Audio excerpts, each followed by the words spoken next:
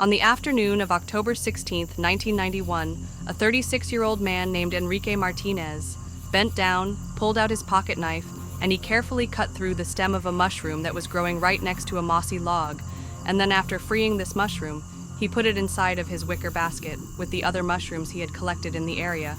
And then Enrique stood up and just took a minute to take in the unbelievable view of this lush green valley. Right below him, Enrique was out mushroom hunting, along with his wife Anna and their two friends Poj and Sophia, who were dating. And where they were, mushroom hunting was near this old abandoned town called Lusara, which is located up in the mountains of northeastern Spain. It had Ben's idea to come to this area and explore. Jorge had heard all these crazy stories about Lusara, about how it was haunted, and there was all this creepy folklore surrounding this town. As for Enrique, he didn't really care about the lore surrounding this town. Frankly, the town was not that interesting to him. What was interesting was the opportunity to come out here and collect mushrooms. That was something he really liked to do. Enrique and his wife Anna lived in this very busy port city in Spain called Tarragona, and so their lives today were very hectic. Enrique, he worked at a bar as a bartender, and so every night he was surrounded by hundreds of people coming in and out, and so having a chance to come out here and be in nature at peace and collect these mushrooms just sounded too good to turn up. Enrique stopped staring at the valley right in front of him, and he turned around and continued to scan the mountainside for a particular type of mushroom that grew in this area. It was called the bloody milk cap, which was known to be great for grilling. It paired well with meat. And so Enrique's plan was to go out on this mushroom hunting trip, and when they got back, he wanted to cook a feast using these mushrooms for his wife and his friends. The group slowly made their way uphill until they finally saw the outskirts of the abandoned town. La Musara Lusara was more than 900 years old, and now it was just a collection of crumbling ruins. Some dating back to prehistoric times, La Musara had never been a big town at its peak. It had about 300 residents, but the last of the remaining residents of this town had finally fled 40 years earlier, and so now it was a ghost town. The group made their way over to one of the buildings that was right on the outer perimeter of Lusara. It was basically just a foundation with 3 walls still standing. There was no roof, but the friends, they went over to this building, and from right next to it, they were able to look straight down the main drag of Lusara. It was basically just a dirt road that went straight out, and all along the road were other kind of ruined foundations of where buildings used to be, and fairly far down this road, maybe 200 feet away from where all the friends were standing, was the center of Lusara, which was marked by this big church with a huge steeple. And the church was actually in decent shape. It had not totally crumbled onto itself like the rest of the buildings around it. And then behind the church, somewhat visible from where the friends were standing, was this overgrown cemetery. And then, kind of off to the side of the church, was this pond that was also very overgrown, and it was full of croaking frogs. And R and his friends just stood there next to their dilapidated building, staring at Lusara in silence. Now, they knew this place was going to be very creepy, People had said it was haunted, and that was a big reason why Jorge wanted to come here, but now seeing it in person, really the creep factor was much higher than they expected. It really did look like a spooky place. And then adding to the spook factor was very clearly, as they were looking down this main road, the friends could see this mist kind of starting to envelop the town. Jorge had told the friends, when he was doing his research about Lusara, that the mist was really a trademark of this town, that at night, it basically got completely consumed in white mist. But now the friends are looking down this road. It's the middle of the day, and already the mist is starting to come in. Finally, Jorge broke the silence and said, "Hey, I want to show you guys something." And he grabbed his girlfriend Sophia's hand, and he began kind of jogging down the main road in the direction of the church. And so Enrique followed behind, and after only walking maybe 10 or 20 feet, Enrique happened to turn around and look back where they had just been standing next to this dilapidated building. And already he couldn't see that building because this fog had rolled in and totally obscured his view.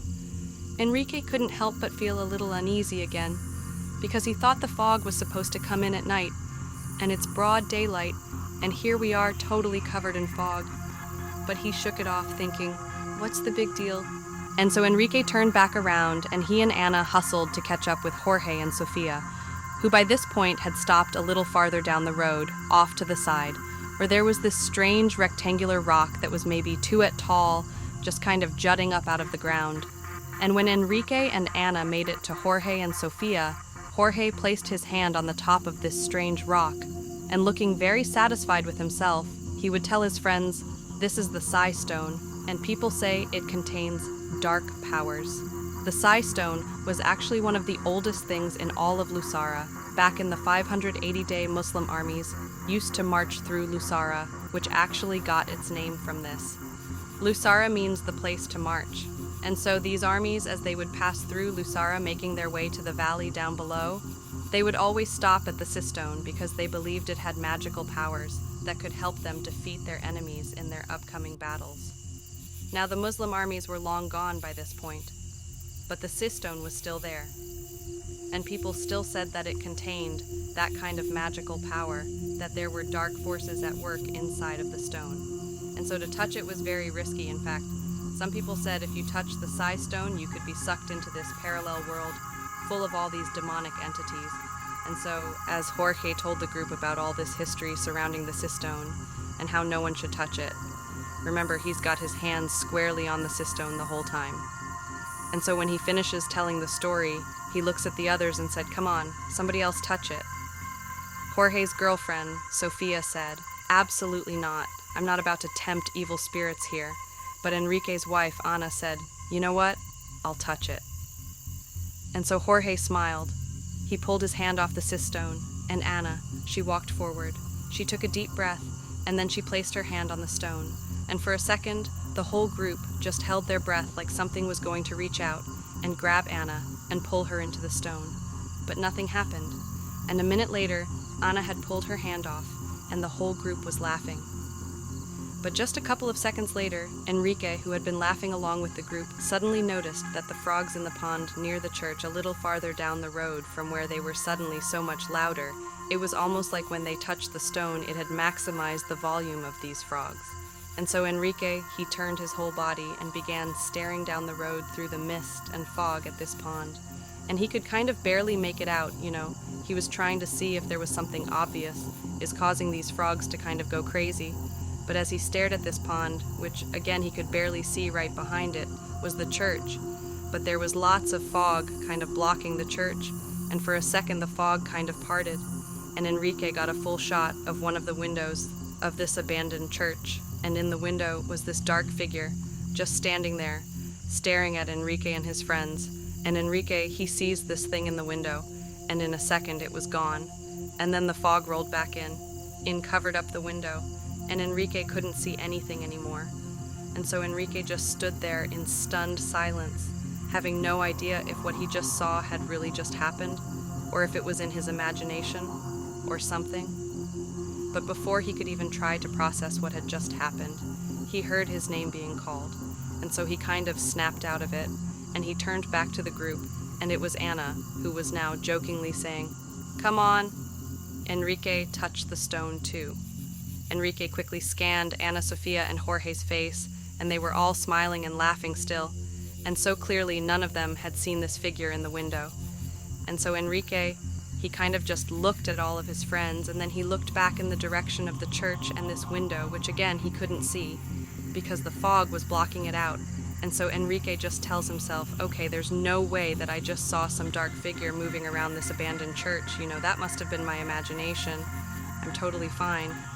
And so he turned back to his friends, and he could tell they were not going to let it go until he touched the stone. And so he said, "Fine." And he walked up and he touched the stone, and immediately, as soon as his hand made contact with that stone, everything seemed to change. The air around Enrique got cooler, and the stone itself started to warm up. And as this happened, Enrique, whose hand was still on the stone, began to think, "Wow, I could do this for hours. I could just stay here and leave my hand on the stone. I mean, this is amazing." But then somewhere buried deep in his mind, Andre began telling himself, "Get away from the stone. Take your hand away. Get away right now." And so finally Enrique did yank his hand away, and right away all those feelings he was having as he touched the stone disappear. The air went back to normal, did not feel compelled to touch the stone, and he just kind of was left thinking what just happened. And so, Enrique's wife, Ana, along with Jorge, they were both grinning at Enrique, waiting for him to tell them about what it was like to touch the Psi stone. But behind them, Sofia, Jorge's girlfriend. She was not happy.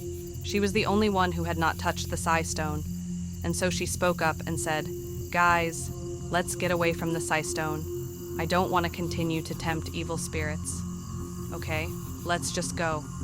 And so Jorge threw his arm around Sofia and told her to lighten up, and then said, "Come on, let's do some more exploring." And so Jorge took Sofia's hand, and he continued walking down the main road in the direction of the church, and Enrique's wife, Ana, she quickly followed right after them, kind of running to keep up like she was a kid who was excited about what they were doing. But Enrique, he just stayed put for an extra second, because even though he had told himself that, whatever he saw in the window was nothing, he could not help the fact that as soon as he touched that Psi stone, he felt different. There was something off about this stone, and really there seemed to be something off about this whole village, which by this point was now completely enveloped in fog. They were totally covered. Now Enrique at this point did just want to leave La Musara. He didn't want to be there anymore. The place was totally creeping him out, but he didn't want to be a party pooper. And so he turned and continued walking down the main road after his friends and his wife. And after he walked a little ways, the fog parted enough that he could see the pond full of these very loud croaking frogs, as well as the church and that window where he had seen, or supposedly seen, this dark figure. But the window was empty, and Enrique was relieved to see that his friends clearly had not stopped at the church. They had not tried to go in. They had gone behind the church into the cemetery. Enrique did not want to go inside of the church because even though, again, he had told himself that that figure wasn't real, it wasn't really in the window, still, there was a part of him that wanted to stay far away from this building. But after Enrique walked past the pond and began skirting the church to get to the cemetery, he just stopped and turned and actually faced the window. Kind of like involuntarily he was looking at the window where this dark figure had been, and again, it's empty. There's nothing there, but Enrique felt like something was pulling him towards this window. And so without saying anything to his friend who weren't really paying attention to Enrique, they're kind of just walking around the cemetery. Enrique walked right up to this window. He's right in front of it. He's looking inside. And now he can see into the actual church, and it's totally ruined inside. But he can see where the pews used to be on the ground. And he could also see where the pulpit used to be, where the priest would give mass. And as Enrique stood there staring into the church, he kept leaning closer and closer and closer into the church, until finally he felt like he really wanted to move away and get away from the church. But it was like he couldn't. He just kept getting pulled into this opening, and then as this was happening, the sound of the frogs got louder and louder, until Enrique felt like he was totally consumed by these frogs. Meanwhile, just around the corner of the church, and back in the cemetery, Ana, Jorge, and Sofia were kind of laughing and walking around the cemetery, reading the different headstones, when at some point Ana, Enrique's wife, just happened to look up when she realized Enrique was not there with them. And so Ana, she walked over to the gate of the cemetery and she looked up along the side of the church, and there was Enrique kind of leaning forward into this window, looking into the church. And so Ana, she yelled out to him a couple of times, but Enrique did not even notice her or acknowledge her. He just continued leaning forward, looking in this window. And finally, Ana got right up next to Enrique, and she actually shook his shoulder. And when she did that, Enrique kind of snapped out of it and turned and looked at her, but didn't say anything. He just had this totally confused look on face. And Ana, she looks up at her husband, and she's like, "Come on, come into the cemetery. That's where everyone is, come on." And then Ana turned and skipped towards the cemetery. And once Ana was back in the cemetery, she just got right back to walking around and looking at all the different headstones. And at some point, as she was looking at one particular headstone, she took a few steps back to get a better look at it, and she accidentally bumped into another headstone, a big cross that had a line drawn across it, and it fell to the ground and it broke. Jorge and Sofia heard the sound of the stone breaking in half, and they turned and looked at Ana, and they kind of quickly understood what had happened. And Jorge, he just started laughing at her, and he said, "Oh boy, now you've upset the evil spirits in this town. You better put that back together now." Anna was trying to make light of this, but she was totally panicking and did not like the fact that she had just desecrated a gravesite in a potentially haunted town, and so she began picking up the headstone and trying to put the stone back on top. But it was no use, it was totally broken. And so as Anna continued to fumble with this headstone, and as Jorge continued to laugh and harass her about all the evil spirits that were going to attack her, because of what she did, Jorge's girlfriend Sophia, who was right next to him, she started getting on edge, and she said, "Hey Jorge, is it true that this place is haunted? I mean, really, is this actually a haunted town? I mean, what's the deal?" And Jorge, at this point, he stops laughing at Anna, and he turns to Sophia, and he goes, "Yeah, I think this place really is haunted."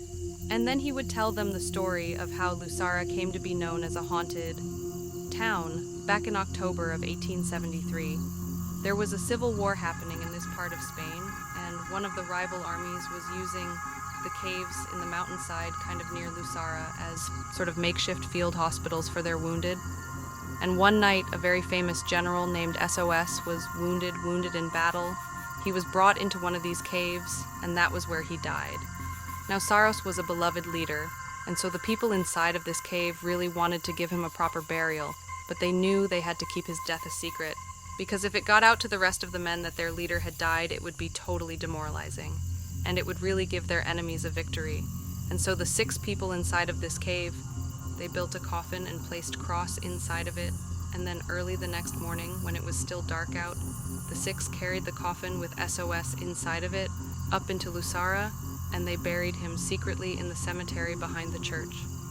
Weeks later, 5 armed rival soldiers climbed up the mountain into Lusara to look for General CCOS. They didn't know that he had died in that battle. In fact, really, besides those 6 people that saw him die and secretly buried him, nobody knew he was dead. And so these soldiers actually thought Saros was hiding out in Lusara. And so these soldiers began busting in all the civilians' homes in La Musara and ripping them apart, looking for this general. And they'd send the people out into the streets and tell them they're going to kill them unless they give up information about where this general is. And finally, after about an hour of this, an elderly man who lived in Lusara had just had enough, and he stepped forward, and he told the rival soldiers that General SOS was dead, that he was buried in the cemetery behind their church. But the rival soldiers didn't believe the man. They said, "Okay, show us proof." But the elderly man said, "Well, I don't know exactly where he was buried in the cemetery. I just heard that's where he was buried." And so the soldiers said, "Okay, get everybody over to the cemetery right now." And so all the townspeople made their way over to the cemetery, and the soldiers followed them, and then once they were there, the soldiers demanded that the townspeople begin basically digging up all the graves to find Sikios, and as the townspeople began to dig, the sound of the frogs in the nearby pond began to get louder and louder and louder, until finally the leader of these rival soldiers actually stepped away from all the chaos happening in the cemetery and walked over to the pond and began firing his gun into the water to get the frogs to stop, but they wouldn't. They actually only got louder and louder, and so the leader of these rival soldiers finally just gives up on trying to quiet down these frogs, and he turns around and walks back into the cemetery, and he finds all the townspeople have stopped digging. They've basically dug up every grave, and they haven't found CCOs, and they're just kind of waiting to see what happens next. But the leader, as he looked across this graveyard, he noticed there was one grave that very conspicuously had not been touched. Everything around it had been dug up, but not this. No one had touched that grave, and so the leader said, "Go dig that one up." But immediately, the townspeople kind of took a step back and acted like, "No way, we're not going near that grave." And so finally a townsperson actually stepped forward and said to the leader of these rival soldiers that that grave contained this old woman who had died recently, who everyone suspected of being a witch, and so it was dangerous to try to dig her up. But the rival soldiers did not care at all about this. They just raised their guns and demanded the townspeople dig that grave up immediately. And so they would go over, they would unearth this coffin, and then the rival soldiers would pop open the lid, and as soon as it was open, everybody went silent, because this woman who had died weeks earlier looked totally preserved. She was laying on her back, and her skin was very pale, but it had not begun to rot yet. Even her cheeks still had a kind of pinkish hue to them, and her lips were open part way, as if she had been buried mid-sentence. But what really had startled the group into silence was this woman's eyes were wide open when they opened up this coffin. It looked like she was looking directly at all of them. And so, after a couple of seconds of the silence from seeing the woman for the first time, the townspeople began to cry and scream and back up away from this coffin. And the rival soldiers, they were startled too by this woman's appearance. But they were more angry than anything else, because by finding this woman in this grave, it meant they had not found the general. And so, out of frustration, the rival soldiers grabbed this old woman's body, this witch's body, and they pulled her out of her grave. They strung her up to a tree, and they just sat there shooting at her constantly until her body had basically been obliterated by all the bullets. And then finally, when the soldiers stopped shooting, they realized everything had gone quiet just a second earlier. The cacophony of these frogs croaking in the pond that had been so loud it was like totally overwhelming had now completely ceased, and it was like the town had gone absolutely still. And this stillness and quietness was so unsettling for these soldiers that they actually just turned and fled right there without saying a word to the townspeople. And then once the soldiers were all gone, the townspeople got to work reburying their dead. And at some point, one of the townspeople jumped into the grave where the witch had been. And when they landed in the dirt at the bottom, their foot actually sunk down an extra foot.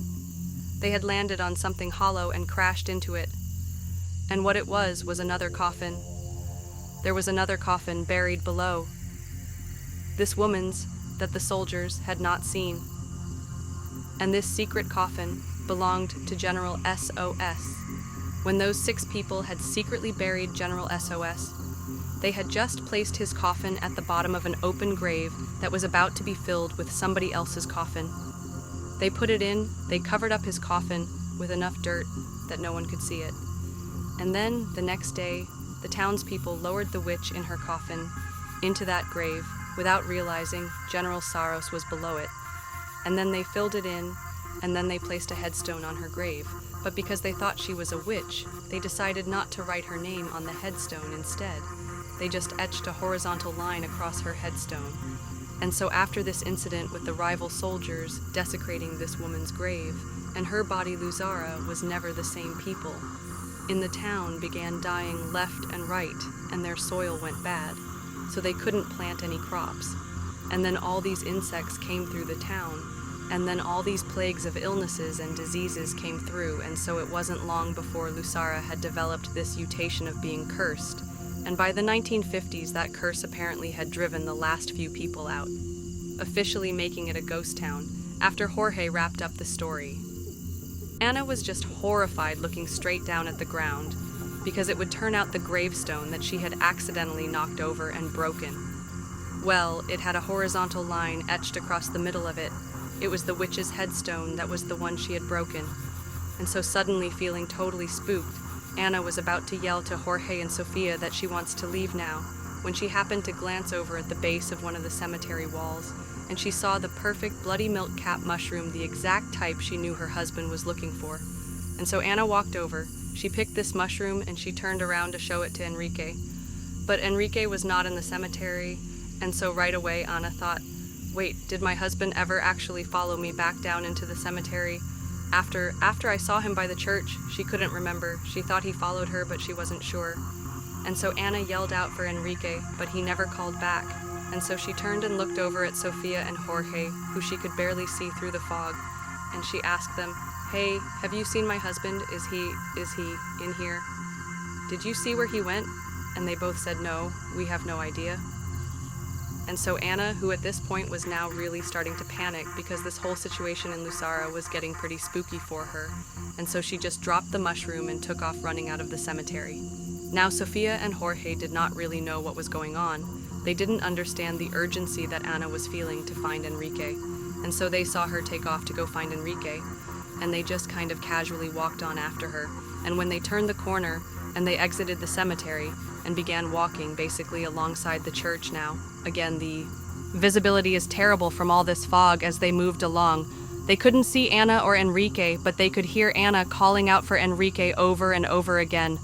And as they moved, Sofia and Jorge, they would see these shadows moving around in the fog, and they would think it was an R or Anna, but as they got up to where these shadows were, there'd be nothing there. And so Sophia, she began grabbing tighter and tighter onto Jorge's arm, and Jorge, who had been kind of joking about how this place was evil, was also now starting to feel a little bit spooked about what was going on. And so they began walking a little bit faster and faster in the direction of Anna's voice. And as Sophia got closer and closer to Anna, the sound of the frogs in that pond began to get louder and louder and louder, until Jorge and Sophia could barely hear Anna over the sound of these frogs. And then just like that, frogs stopped. And all Sophia and Jorge could hear was the sound now of Anna crying. Now, Jorge and Sophia could not actually see Anna because of the fog, but they walked in the direction of her voice, and they ultimately found Anna crouched down with her back to them, right in the spot where Enrique had previously been standing, staring in that church window. And so Sophia and Jorge, they walked up to Anna, and they reached down, and they put their hands on her shoulder. And when Anna turned around, she was clutching Enrique's wicker basket, containing all of his mushrooms, and with tears coming down Anna's eyes, she would say to her friends, "He's gone."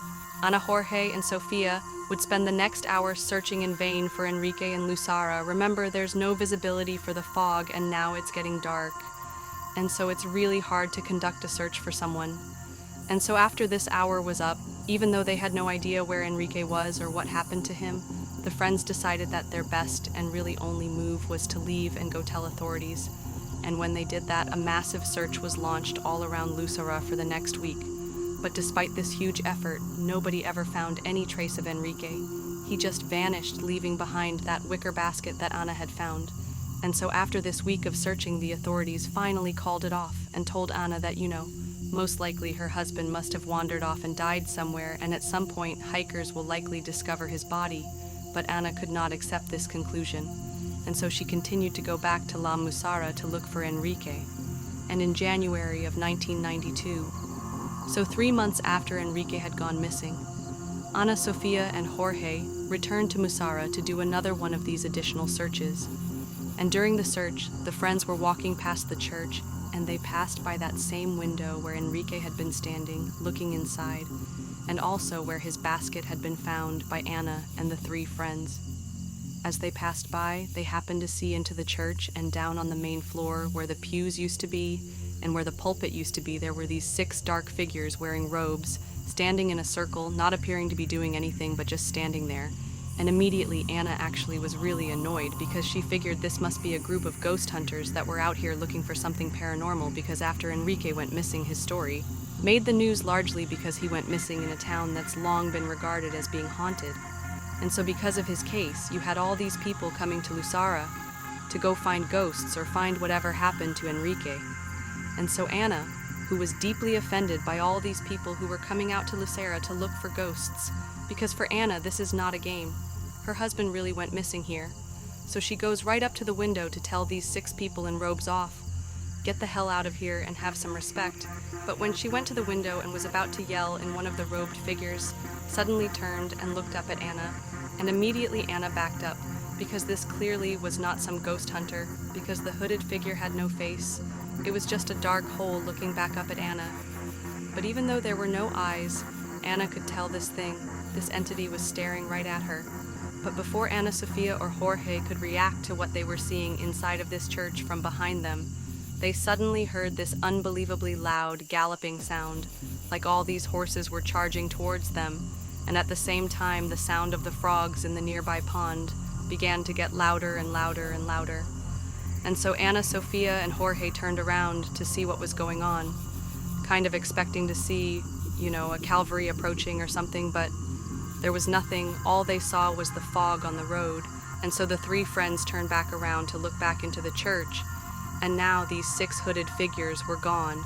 And so suddenly, thinking that these figures had left the church and they were coming to get them, the 3 friends did not wait any longer. They turned and just sprinted out of Lucera. Enrique was never found. His wife, his friends, the authorities, they still have no idea what happened to him.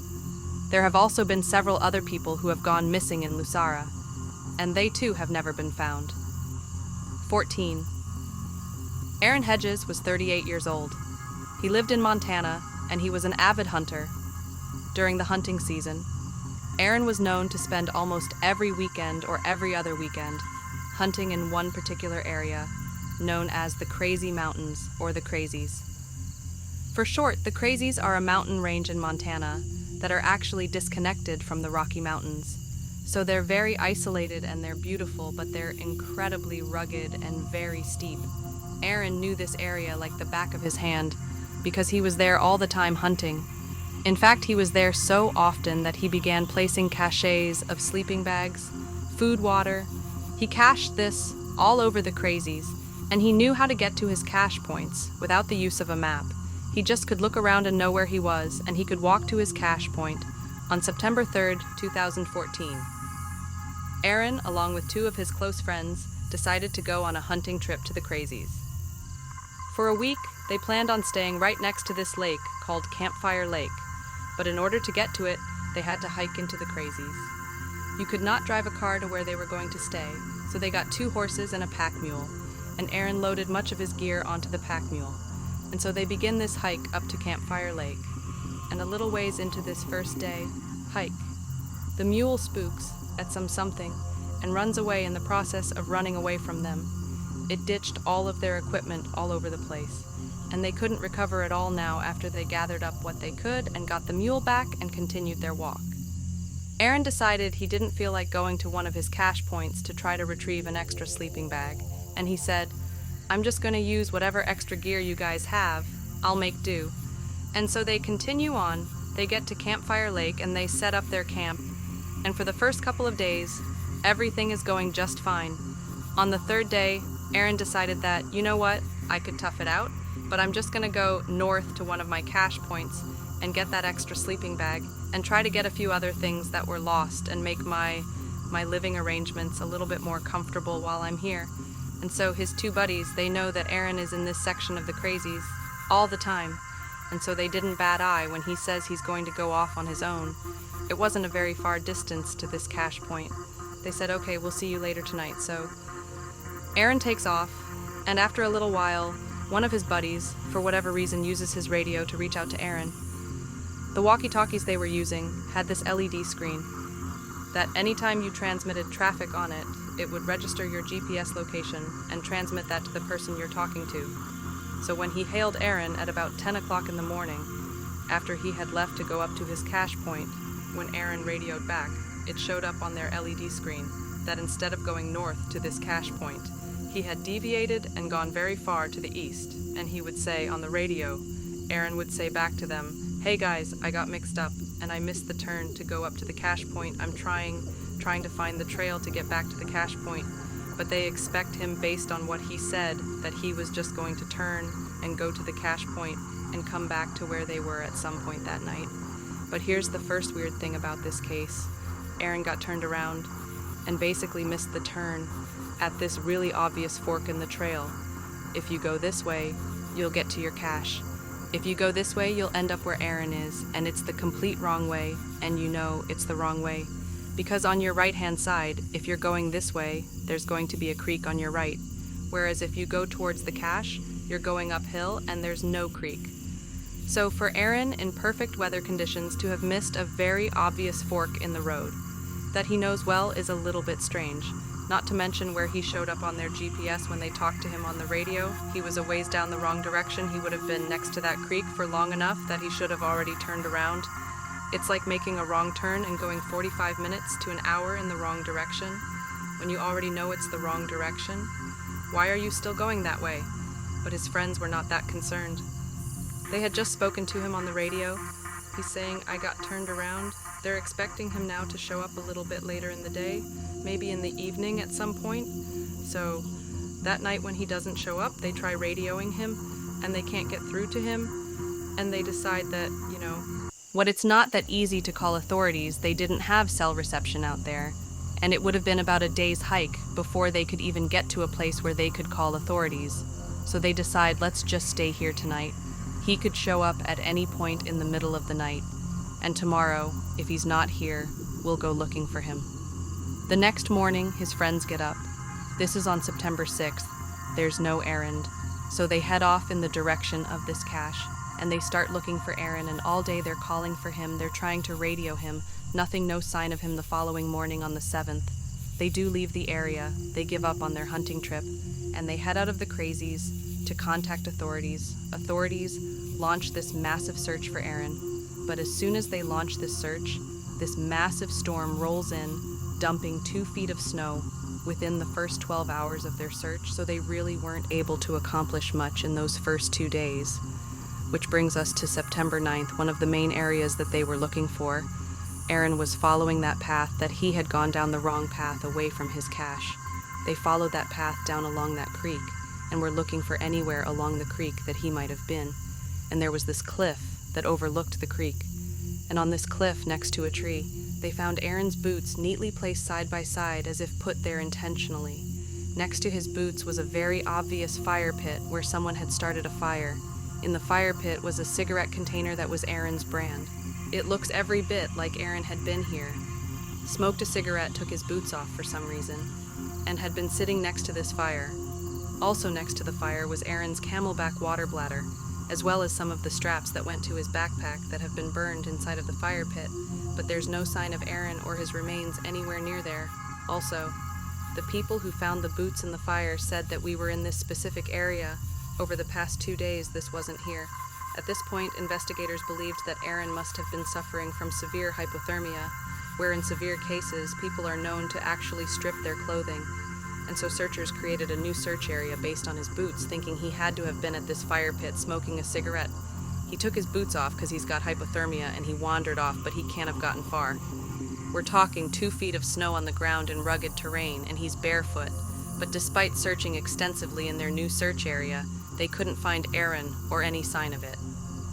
9 months later, a family, the Ray's family, who lived near the base of the crazy mountain range, they were doing their yearly maintenance on their fence that went around their entire property.